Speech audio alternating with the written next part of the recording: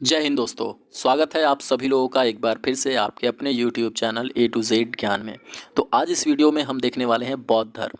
इससे संबंधित जितने भी आपके कॉम्पिटिटिव एग्जाम में क्वेश्चन बनेंगे उन सारी की सारी क्वेश्चन एक ही वीडियो में क्लियर हो जाएगी। तो दोस्तों ध्यान से देखिएगा और अंत तक देखिएगा। अगर आप हमारे चैनल पर नए हैं तो सबसे पहले चैनल को सब्सक्राइब कर लीजिए और बेल आइकन जरूर प्रेस कीजिएगा ताकि आगे आने वाले जितने भी वीडियोज़ हैं उन सभी की नोटिफिकेशन सबसे पहले आपको मिले। चलिए शुरुआत करते हैं आज का वीडियो। बौद्ध धर्म के संस्थापक गौतम बुद्ध थे और गौतम बुद्ध को लाइट ऑफ एशिया यानी कि एशिया का ज्योतिपुंज भी कहा जाता है। गौतम बुद्ध का जन्म 563 ईसा पूर्व कपिलवस्तु के लुम्बिनी नामक स्थान पर हुआ था। इनके पिता का नाम शुद्धोधन था और माता का नाम महामाया था। इनकी माता की मृत्यु इनके जन्म के 7वें दिन ही हो गई थी और इनका जो लालन पालन था, इनके जो पालन पोषण थे वो इनकी सौतेली माँ प्रजापति गौतमी ने की थी। और इनके बचपन का नाम यानी गौतम बुद्ध के बचपन का नाम सिद्धार्थ था। बचपन से ही गौतम बुद्ध का मन आध्यात्मिकता की ओर था, इसीलिए इनके पिता ने इनका विवाह 16 वर्ष की अवस्था में यशोधरा के साथ कर दिया।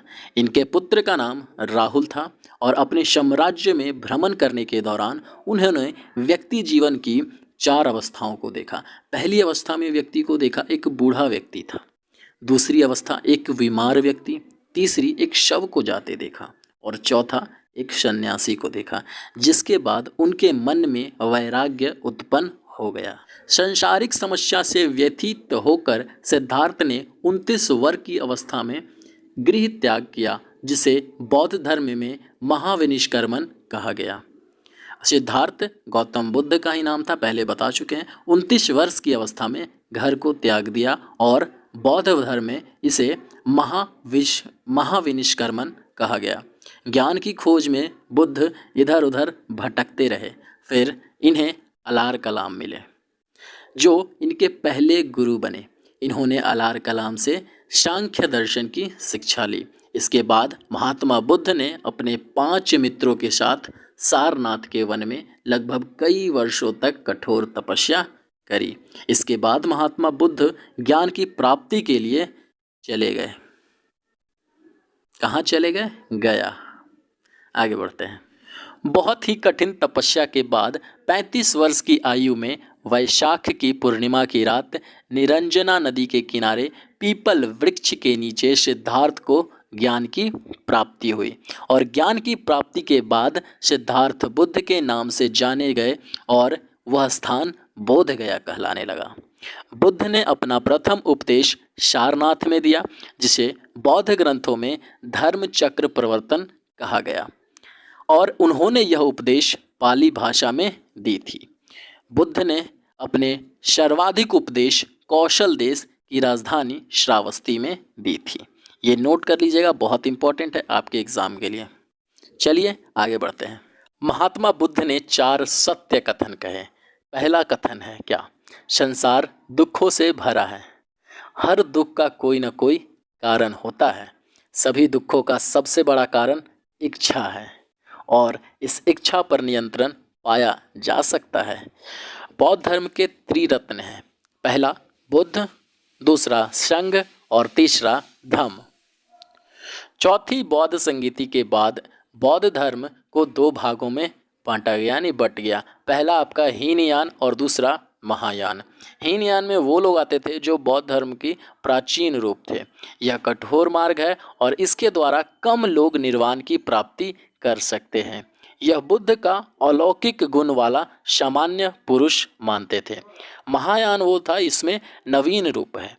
यह सरल मार्ग है और इसके द्वारा अधिक लोग निर्वाण की प्राप्ति कर सकते हैं। यह बुद्ध को भगवान मानते थे।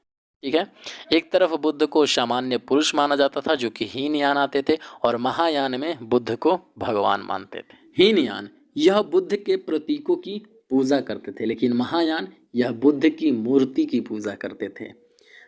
फिर हीनयान में ग्रंथ पाली भाषा में रचे गए, लेकिन महायान में इसे ग्रंथ संस्कृत भाषा में रचे गए और यह कर्म एवं धर्म में विश्वास रखते थे। कौन? हीनयान। और महायान यह परोपकार एवं विश्वास करते थे। इसमें बोधिसत्व का आदर्श ग्रहण किया है जो दूसरों का कल्याण करते हैं। लेकिन दूसरा है इसका हीनयान में इसका प्रचार प्रसार लंका, वर्मा, थाईलैंड, कंबोडिया आदि बहुत सारे देशों में हुआ। लेकिन महायान इसका प्रचार प्रसार चीन, तिब्बत, जापान, कोरिया आदि देशों में हुआ। चलिए, तो हीनयान और महायान समझ गए। हीनयान में जो सामान्य पुरुष की तरह मानते थे गौतम बुद्ध को, और महायान में भगवान की तरह मानते थे।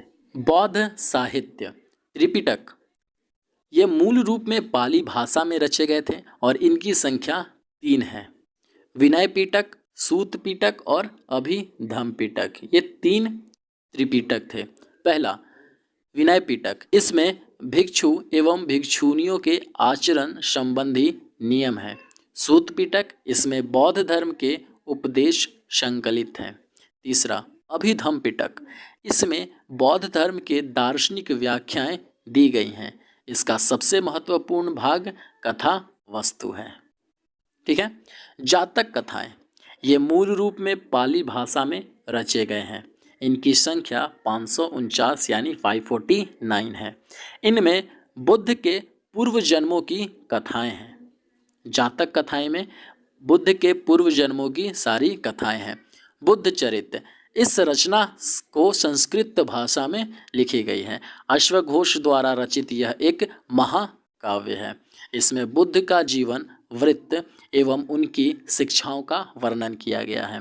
इसे बौद्ध की रामायण भी कहा जाता है। धम्मपद, पाली भाषा में यह रचा गया धम्मपद, इसे बौद्ध का गीता भी कहा जाता है। तो पूछा जाएगा कि बौद्धों का गीता किसे कहा जाता है, तो धम्मपद को बौद्धों का गीता कहा जाता है। और धम्मपद वो किस भाषा में लिखा गया है, तो यह पाली भाषा में लिखा गया है धम्मपद। बुद्ध चरित्र किस भाषा में लिखा गया है, किस भाषा में इसकी रचना की गई है, तो संस्कृत भाषा में बुद्ध चरित्र की रचना की गई है। और जातक कथाएं जो है वो पाली भाषा में उसकी रचना की गई है। ये सारा का सारा क्वेश्चन पूछा जाता है। तो दोस्तों, आज के वीडियो में बस इतना ही। अगर वीडियो पसंद आया हो तो वीडियो को लाइक करें, शेयर करें और कमेंट करके बताएं आपको ये वीडियो कैसी लगी। मिलते हैं अगले वीडियो में, तब तक के लिए हमें दे इजाज़त। जय हिंद, जय भारत।